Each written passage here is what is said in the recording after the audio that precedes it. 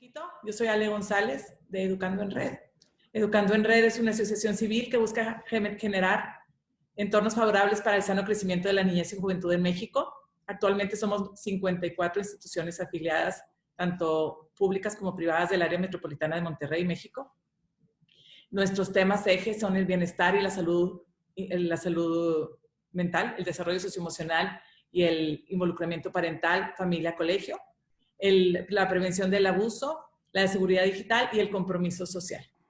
Pues bienvenidos hoy a Conectando en Red, un ciclo de charlas, conferencias para vivir lo ordinario como extraordinario.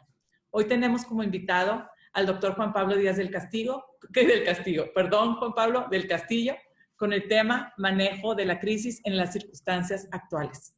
Déjenme les presento un poquito, les hablo un poquito de Juan Pablo. El doctor Juan Pablo Díaz del Castillo es psicólogo y publicista colombiano, doctorando en psicología de la Universidad de El Salvador en Argentina, con posgrados en logoterapia y análisis existencial en logoterapia clínica.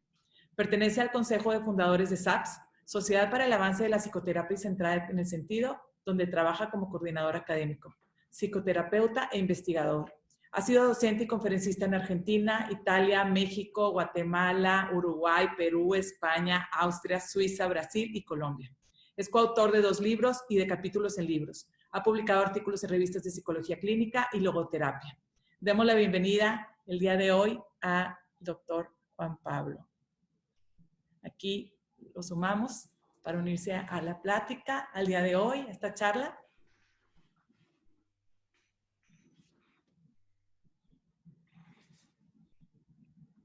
Aquí estamos, listos. ¿Cómo estás, Juan Pablo? Bienvenido. Hola, Alejandra, gracias por la invitación y sí, muy contento de estar acá. Así que espero que podamos disfrutar esta oportunidad conversando sobre temas que creo que son claves para la situación que estamos viviendo en este momento en el mundo, ¿no? Platícanos, bueno, pues viendo el tema, obviamente, con toda tu experiencia en logoterapia, decíamos, el manejo de las crisis en las circunstancias actuales. Vemos que un tema actual es la angustia. Sentimos gente diciendo, siento presión en el pecho, me falta aire, no puedo dormir. Platícanos un poco la diferencia entre la angustia y el miedo.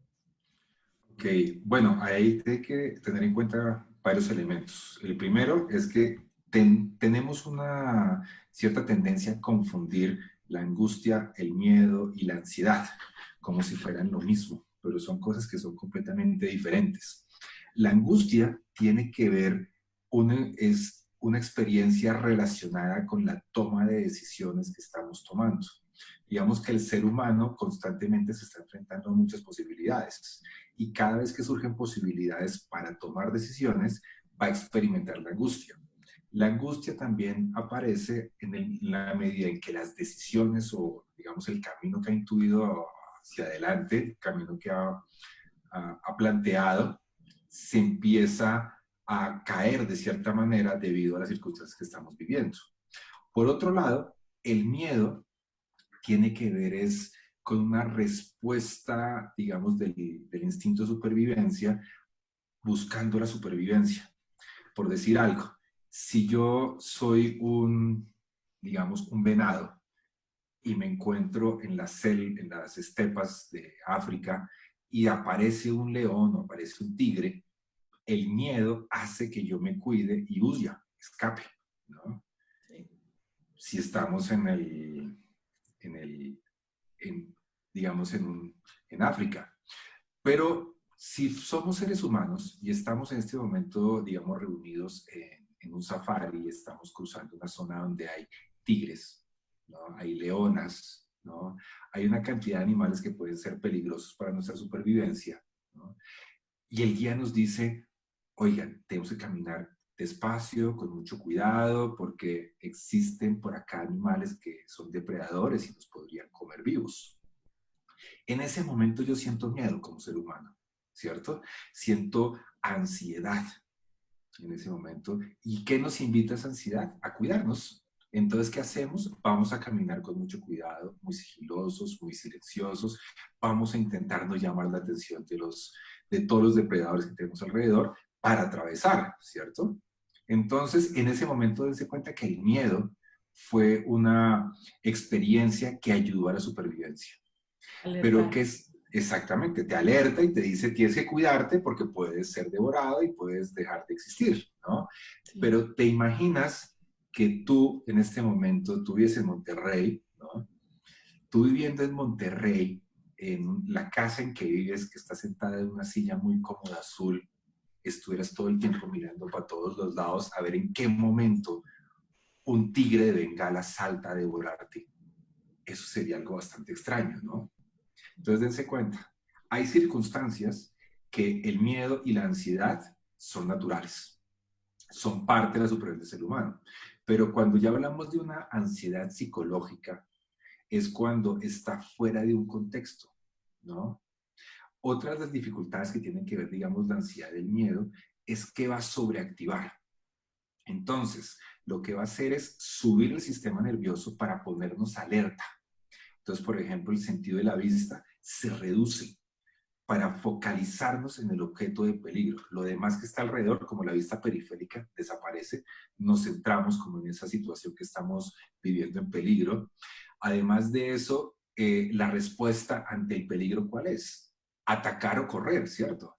Entonces necesitamos mandar sangre a los puños y a los pies, a las piernas para poder correr. Entonces el ritmo cardíaco del corazón, que es una bomba, va a empezar a acelerarse. Y acelerarse lo que va a hacer es mandar sangre hasta las extremidades. Pero como necesitamos que vaya rápido, se reduce, digamos, la sensación en la piel, ¿no? Entonces la piel se pone más blanca, hay menos calor, la sangre va más rápido, ¿no? Intentando llegar a esos sitios. La respiración también se acelera. Y hay un elemento que es importante. Ustedes sabían que el único animal que puede correr y respirar grandes distancias, maratones del ser humano. Los animales, por lo general, guardan oxígeno y corren hasta donde les alcance, ¿no? Entonces, como el ser humano es el único, la parte animal nuestra tiende a cerrar nuestra capacidad torácica, nuestro diafragma, para que no entre aire, pero nosotros a través de una respiración, por eso aprendemos a respirar, los maratonistas aprenden a respirar, ¿no? Entonces, yo siento asfixia cuando tengo ansiedad. Yo siento asfixia también cuando siento angustia. Sí, me Entonces, ahogo. digamos lo que podríamos llamar la psicología popular, la pop psychology, te dice, respira profundo. La gente dice, respira profundo. Y empiezas a respirar profundo, ¿cierto? Sí.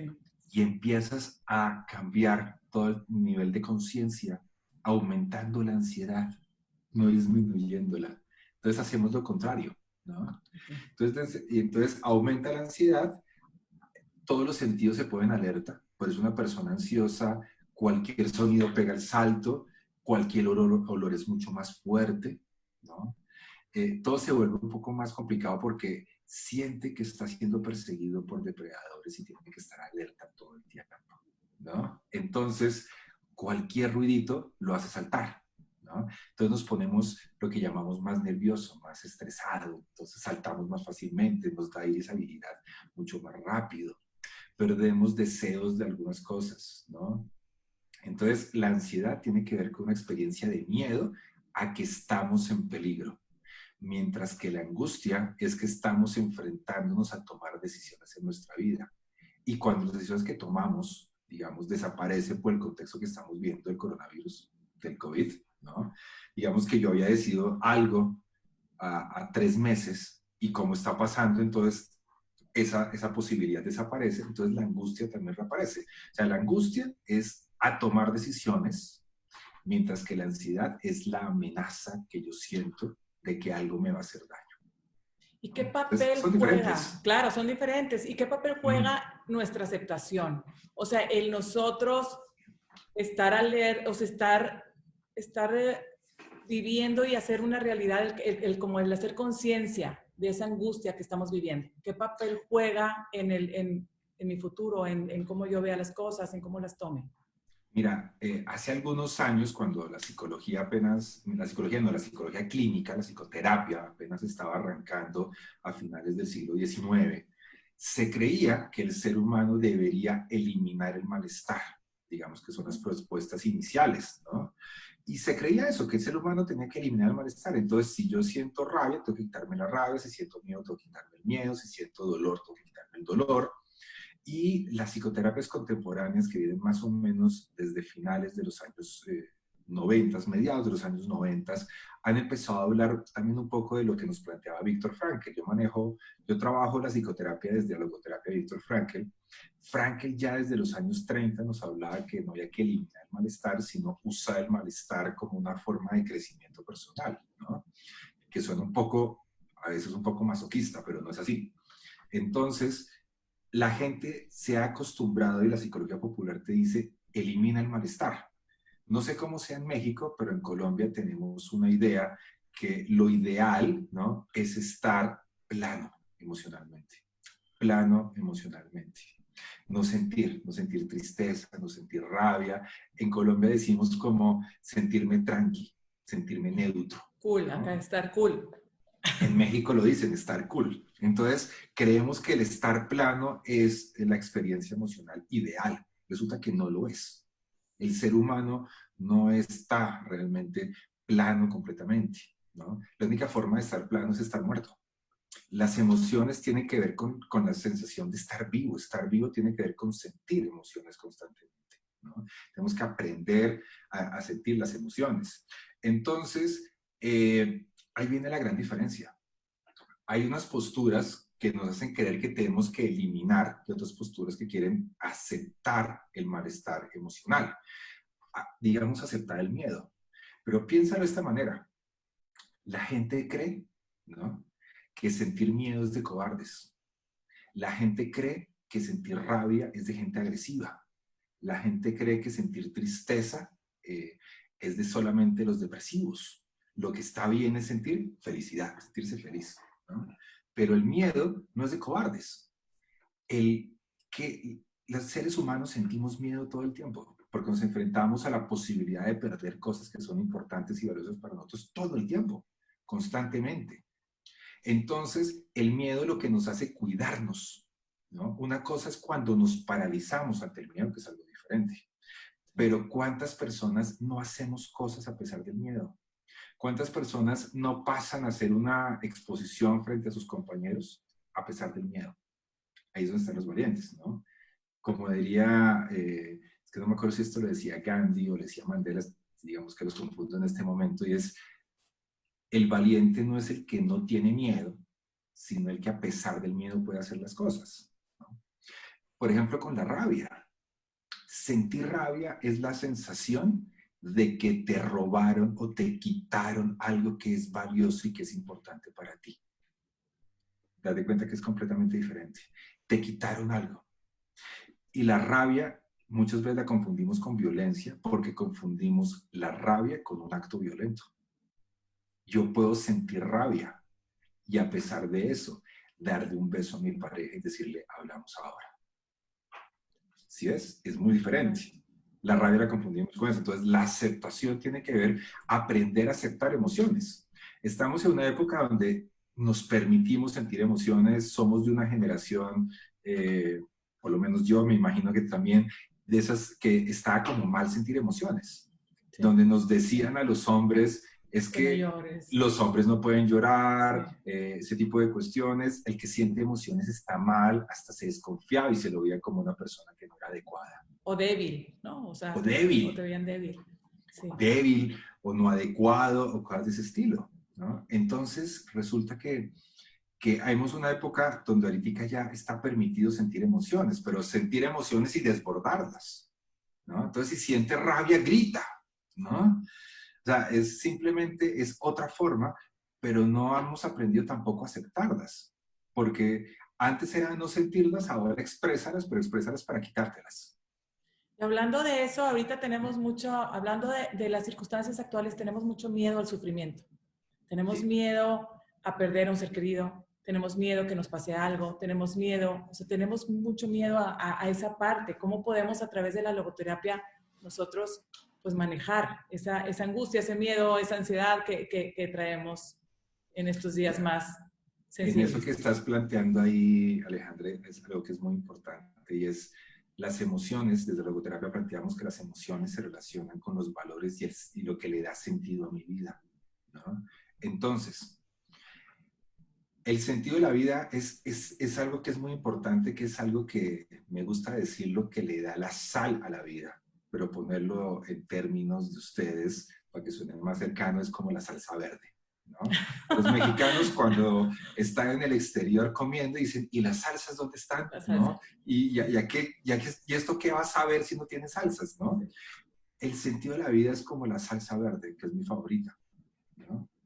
Entonces, la salsa verde es importantísima, echarse a unos tacos, a unas enchiladas, a unos chilaquiles, a comer totopos, ¿no? La salsa verde es importante y el sentido de la vida tiene que ver con la salsa verde que encontramos en la vida, esas situaciones cotidianas, ¿no? Porque el sentido se encuentra en lo cotidiano, no se encuentra en cosas muy grandes que a veces pensamos que cuando me gradúe, que cuando tenga un doctorado, que cuando escriba un libro, que cuando sea un padre. No, el sentido se descubre en lo cotidiano, pero también hemos construido experiencias de sentido a través de nuestra existencia, porque nos hemos movido en el vacío, nos hemos movido entre personas, entre diferentes elementos que nos generan relaciones de sentido, nuestra familia, nuestros padres, mi mamá, por ejemplo, ¿no? Y el miedo es la anticipación de la posibilidad de perder algo que es importante, lo que es valioso para mí en la vida, ¿no? Si yo anticipo esa posibilidad, ¿no?, puedo darme cuenta de que es valioso. Había un filósofo alemán que se llamaba Karl Jaspers, que él solía decir que el sufrimiento era iluminador, que era filosófico ante la vida, que tenemos una vivencia filosófica de nuestra vida. Y era porque el sufrimiento, ¿no?, nos ilumina lo que es valioso y le ha sentido a mi vida. Entonces, cuando aparece esta situación del COVID-19, empezamos a darnos cuenta de mi mamá, mis hermanos, mi sobrino, mi familia, mi pareja, no quiero que les pase nada malo, ¿no? Y ahí, en ese momento decimos, oigan, eso que aparece, que nos da miedo de que sea lastimado, es porque son relaciones que le dan sentido a mi vida. Entonces, date cuenta, si yo elimino el miedo y no me interesa sentir miedo, ¿cómo como para darme cuenta de qué es lo que le da sentido a mi vida? Por lo tanto, anticipar el miedo, como lo que está pasando en este momento de sufrimiento, te hace ser consciente de lo que es importante para ti, lo que es valioso.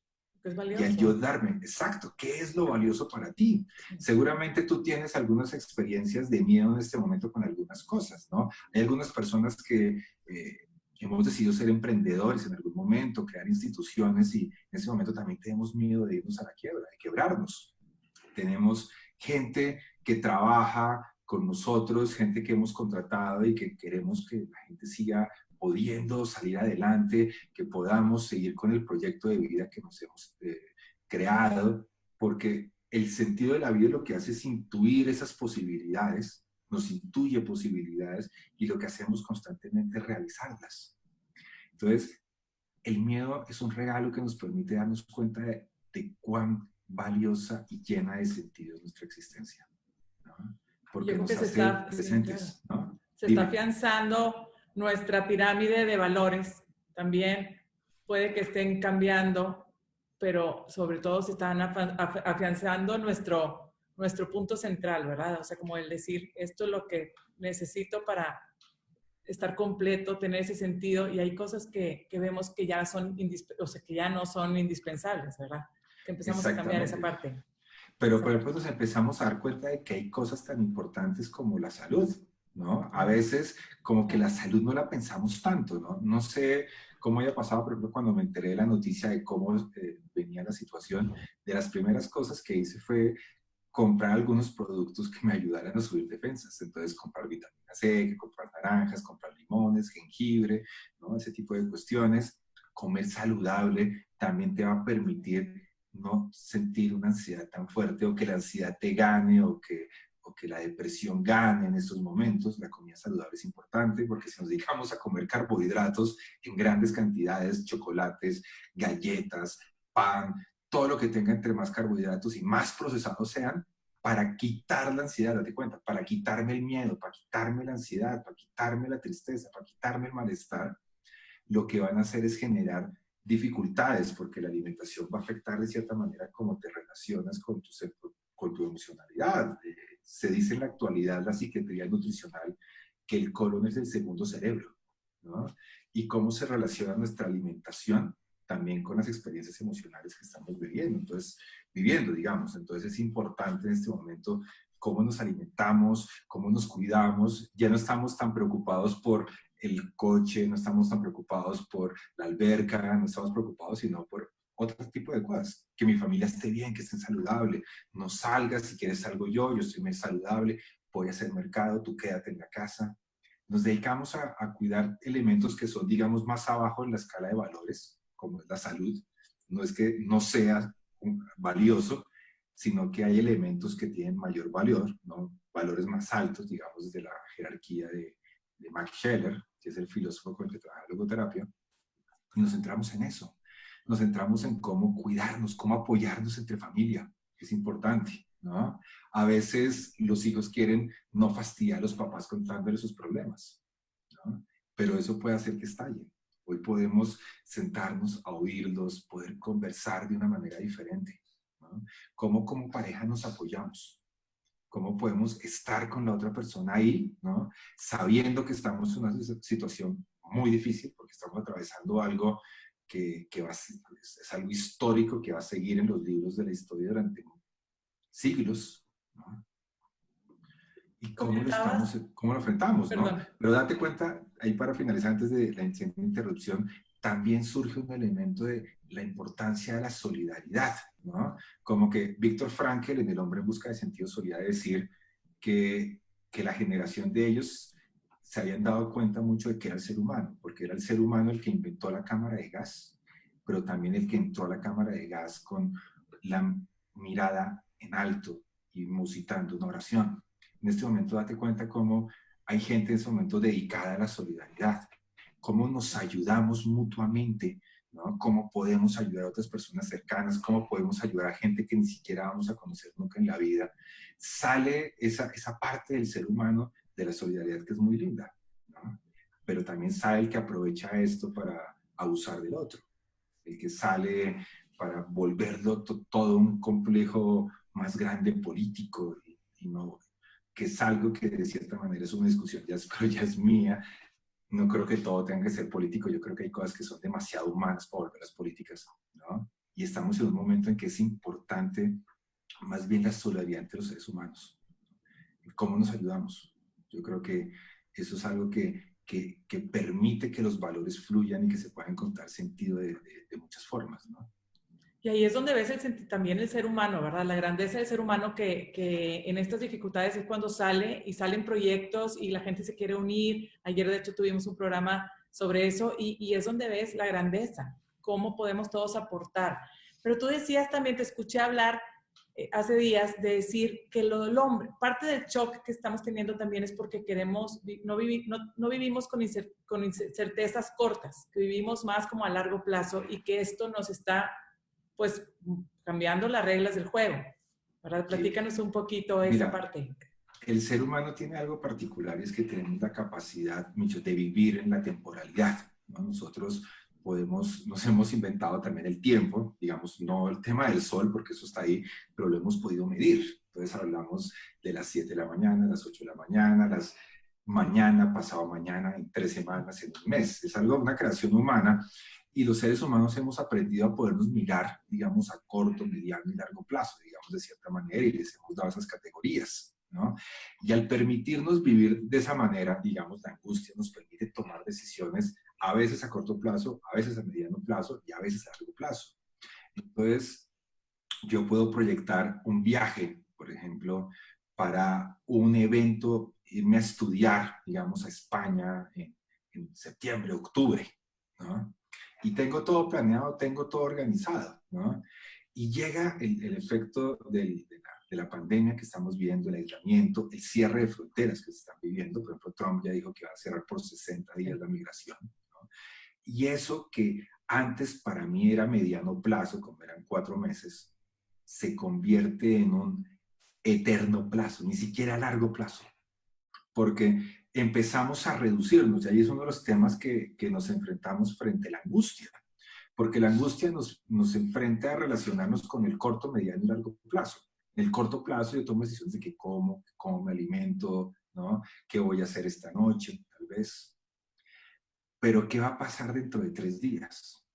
Por ejemplo, en Colombia tomamos decisiones de cosas y resulta que a los 2 días el gobierno toma decisiones y nos quita las posibilidades de lo que habíamos planeado, ¿no? Entonces, eso hace que se genere la angustia porque sentimos que no estamos teniendo control sobre las decisiones y lo que estamos haciendo hacia el futuro, ¿no? Entonces, eso aumenta la angustia.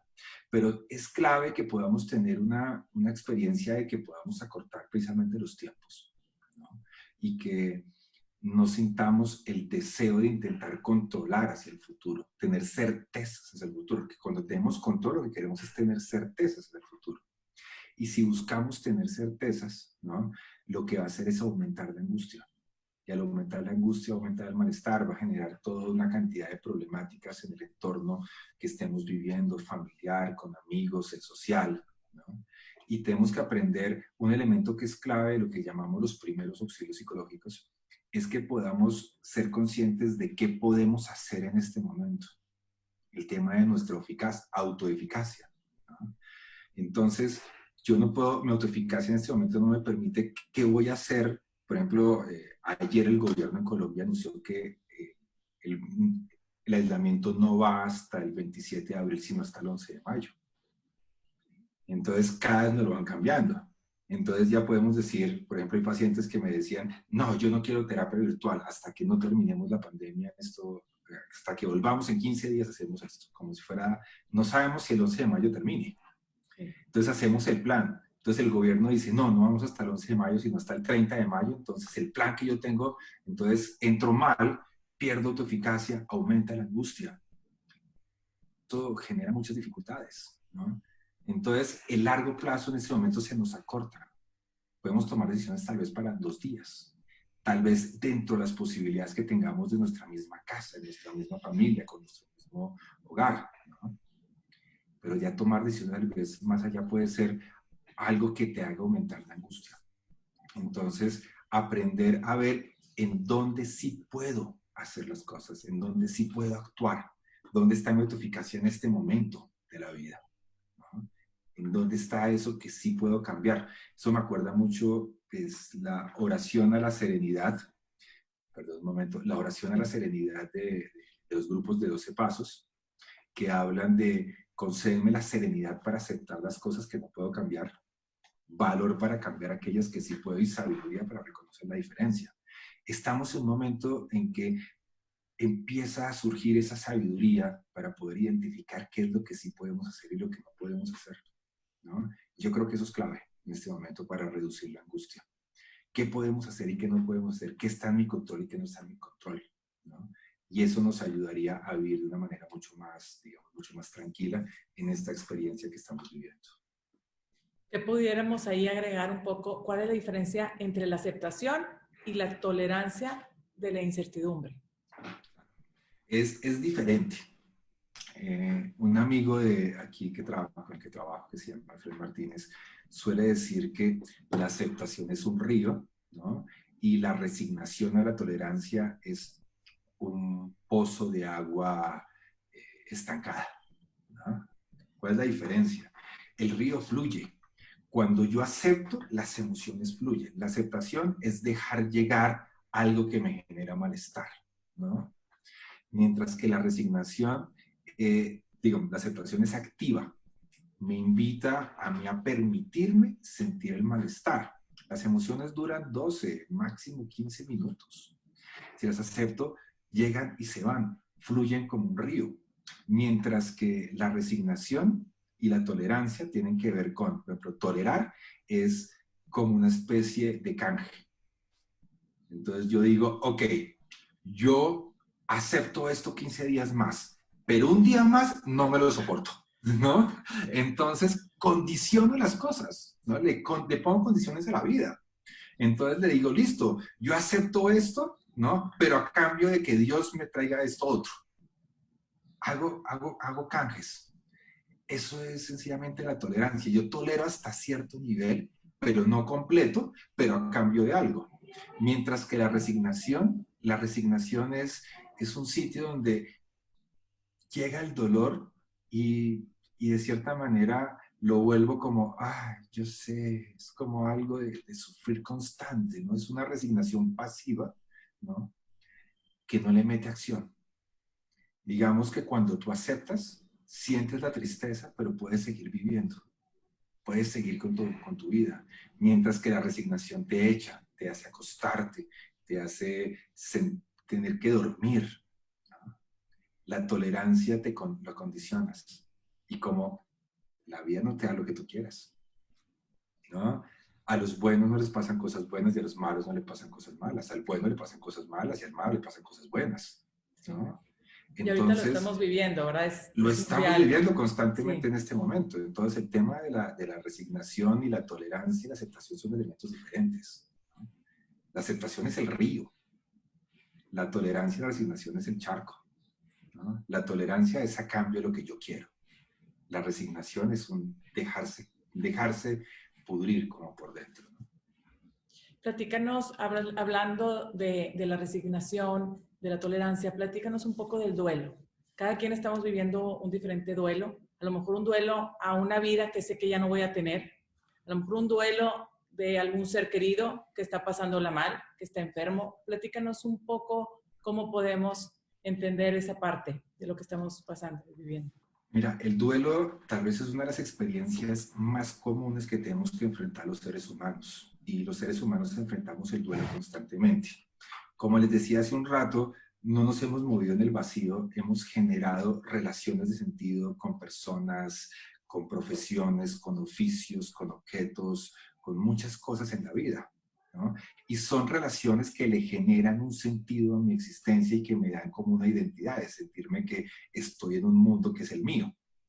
Cuando eso se pierde, porque tarde o temprano los vamos a perder, porque no somos seres eternos, ¿no? Tenemos mucho miedo a perder, pero es lo más certero que tenemos. Cuando llega esa pérdida, los seres humanos tenemos que enfrentarnos precisamente a un proceso que es el duelo.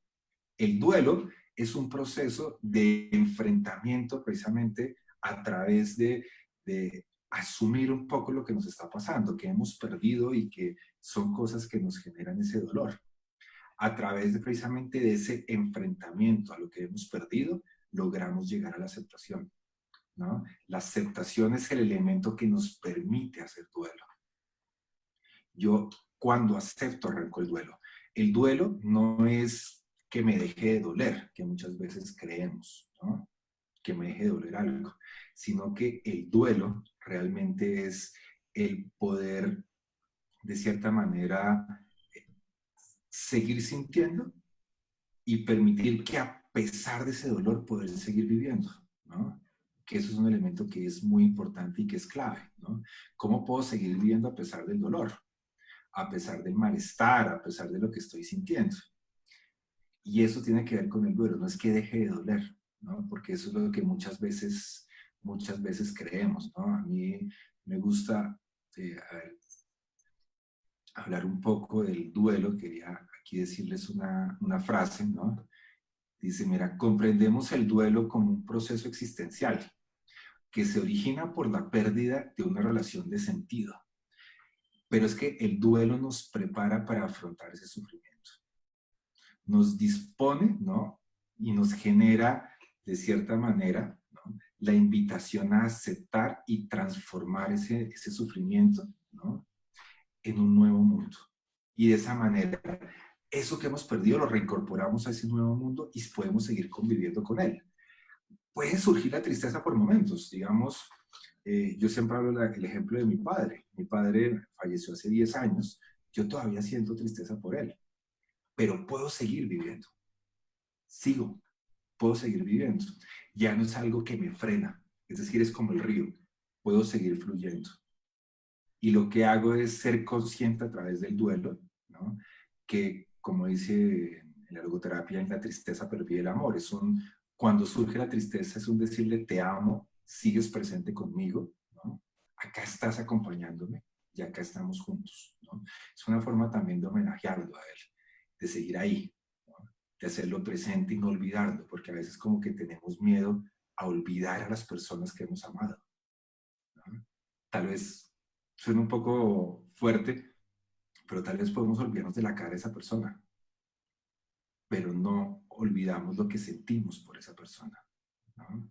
Esa tristeza es el decirle, sigues conmigo, es el poder conversar con él, es sentir alegría de contarle algo, el sentir la nostalgia, es saber que está ahí con nosotros y que podemos enfrentarlo. Entonces el duelo es eso, es aprender a convivir con un recuerdo de algo que le dio mucho sentido a nuestra vida, seguirlo reincorporando a nuestra vida y poderlo seguir relacionándonos con eso de esa manera, ¿no? De una manera distinta, que yo ¿Cómo creo que podemos es muy importante. acompañar? O sea, ¿cómo podemos nosotros acompañar en el duelo? A lo mejor, como te digo, ahorita el duelo puede ser desde perder un negocio, desde perder familiares, desde perder una seguridad. ¿Cómo podemos nosotros acompañar, pues como esposa, como madre, como amiga? ¿Qué nos recomiendas? Mira, el acompañar el duelo, el acompañar a las personas que están enfrentándose a una situación de estas, muchas veces tiene uno de los factores importantes, es que las personas permitan también que la otra persona pueda sentir, ¿no? Hay veces que queremos o creemos que lo ideal es que no sienta tristeza, lo ideal es que no sienta dolor, ¿no? Pero te imaginas dejar de llorar por un padre que se muere con 80 años, con el que uno convivió muchas sus vidas, de una esposa que vivió 50 años con su esposo, que deje de sentir algo por esa persona de un momento a otro, ¿no? Porque confundimos la expresión del dolor, ¿no?, como algo malo.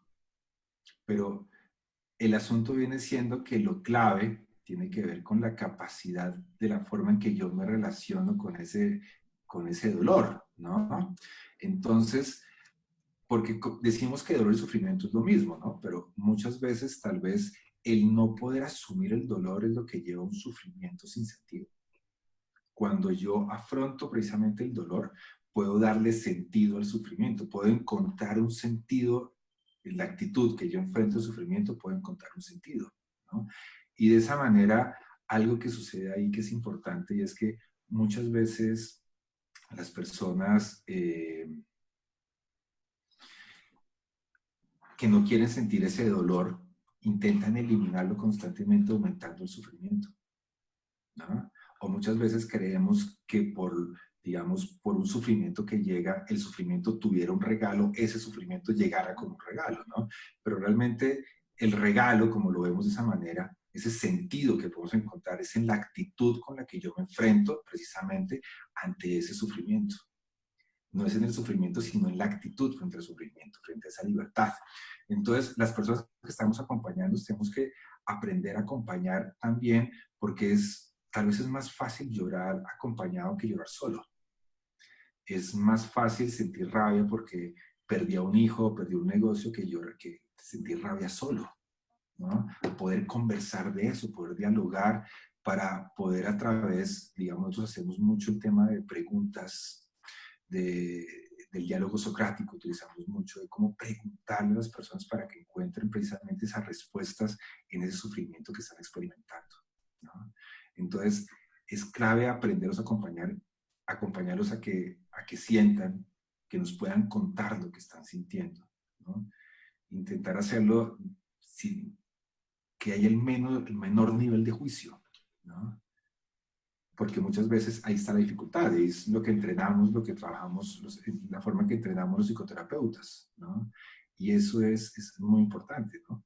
Poder entrenar y poder aprender. Las personas que no tienen entrenamiento van a intentar a veces no sentirlo, o la invitación es a que los acompañen a que sientan, a que les cuenten qué significa esa tristeza, qué significan esas lágrimas, ¿no? Porque las lágrimas significan muchas más cosas de lo que uno podría llegar a imaginarse, ¿no? Por ejemplo, las lágrimas son sanadoras, ¿no? Las lágrimas no solamente sirven para sacar el mugre de los ojos, no solamente sirven para limpiar los ojos y cuidarlos, sino también sirven para limpiar el alma, ¿no? Tienen el alma como la dimensión psicológica y el sufrimiento. ¿De qué manera podemos esas lágrimas, usarlas precisamente para poder manejar esos elementos, ¿no? Entonces, no está mal. No le tengan miedo a que la persona sienta tristeza, no le tengan miedo a que la persona sienta rabia. Sería peor quitárselos, porque si guardan la rabia, si guardan la tristeza, eso puede ahí sí pudrirse. Entonces, si lo acompañamos y lo conversamos, podemos encontrar formas de cómo relacionar de una manera diferente con lo que estamos viviendo, ¿no? Y yo creo que ahí es donde radica precisamente la diferencia en la forma que acompañamos el duelo, ¿no? ¿Nos puedes dar ejemplo de tres frases socráticas, de tres preguntas socráticas que pudiéramos hacer para así salir hoy y haz de cuenta ponernos Mira, a poder conversar con alguien y poder llegar a una conversación de acompañamiento, así un ejemplo, nada más te voy a para la hacer, gente. pero por ejemplo me parecería, Obviamente si no vamos a esas, hacer papel terapéutica, nada más exactamente, como pero amiga, como esposa, que puede hacer una apertura, o sea, una actitud de apertura para escuchar más que estar como en juicio, como en... mira, a veces no hay que jugarse las terapeutas, pero bueno, tal vez a veces es bueno poder escribir qué dicen esas lágrimas. Escribir qué dicen esas lágrimas. Si esas lágrimas hablan, ¿qué me dirían? Y poderlos escribir. Entonces, esas cartas sirven de cierta manera para ayudarnos a despedir de los seres queridos. Por ejemplo, en este momento lo que estamos pasando con el COVID es que hay mucha gente que se les están muriendo seres queridos y no los pueden acompañar en los entierros, no solamente por el COVID, sino por otras circunstancias. Así que me enteré hace un poco de una persona cercana que se le murió la mamá, no pude acompañar en el entierro porque no podía, porque no estaba permitido, ¿no? Entonces, de esa manera, poder hacer un entierro simbólico y que escriban esas lágrimas que quieren decir, ¿no? Esas tristezas se relacionan con qué sentido, qué era lo valioso que encontraste en la relación con esa persona que perdiste, ¿no? Entonces, esas lágrimas, qué era lo valioso en esa relación, qué es aquello que aprendiste en esa relación con esa persona, con esa empresa, y poder empezar a encontrar algunos elementos que pueden ayudar precisamente en eso que tiene que ver con el sentido del sufrimiento, ¿no? Y eso es clave y ayuda muchísimo en poder generar esos cambios en la relación frente al sufrimiento, en cómo poder acompañar en este momento. Pero si la situación se complica, sí sería una recomendación muy buena la de que pudieran buscar con quién conversarlo, ¿no? Tal vez con un profesional que los pueda acompañar en este momento, ¿no? Serán como los que te podría decir así, Alejandra, rápidamente. No, perfecto, muchísimas gracias, nos ayuda mucho como a entender, creo que la parte de escribir, y gente está viviendo esa parte que dices tú, que no podemos tener ahorita un sepelio por cualquier otra enfermedad, situación, que no podemos tener encuentros de muchas personas. Creo que es una gran recomendación el podernos escribir para poder reflexionar esa parte. ¿Algún último mensaje que nos quieras compartir para seguir viviendo lo ordinario como extraordinario? Mira, yo creo que estamos enfrentándonos en este momento a una situación que nos enfrenta como seres humanos. Y yo creo, como dije hace un rato, esta situación nos va a sacar cosas o muy positivas o negativas. Muchas veces uno creería que ante situaciones tan trágicas los seres humanos se igualan, pero realmente es donde sale la gran diferencia, donde encontramos las personas que están haciendo los apoyos solidarios como las personas que están intentando atacar y agredir a otros, ¿no? Yo creo que es un momento en que podamos relacionarnos y encontrar un poco de qué manera nosotros podemos abonar la tierra. ¿Qué es eso que yo puedo regalarle para abonar la tierra? Yo creo que ese sería el regalo que se me ocurrió en este momento diciendo todo eso que estoy diciendo, ¿no? Por ejemplo, ustedes saben que el pelo sirve para abonar la tierra. Ustedes saben que el café, después de producirse el café, lo puedo poner en la tierra como abono. Entonces, ¿qué de mí hay que pueda abonar para permitir de manera, digamos, sumar a esta situación que estamos viviendo en la actualidad, ¿no? Y sobre todo, que le podamos encontrar sentido a la vida en este momento, ¿no? De qué manera podemos hacer que mucha gente que la está pasando mal no la pase tan mal. De qué manera podemos nosotros aprender y crecer también de nosotros, cómo podemos ayudar a otras personas, de qué manera yo estoy abonando la tierra, de qué agua le estoy echando, qué es lo que estoy haciendo por eso. Y eso es como lo que les dejaría como el regalo final, ¿no? Que reflexionáramos y pensáramos de qué manera estoy sumando a la vida, si le estoy sumando o le estoy restando. Muchísimas gracias por este gran mensaje.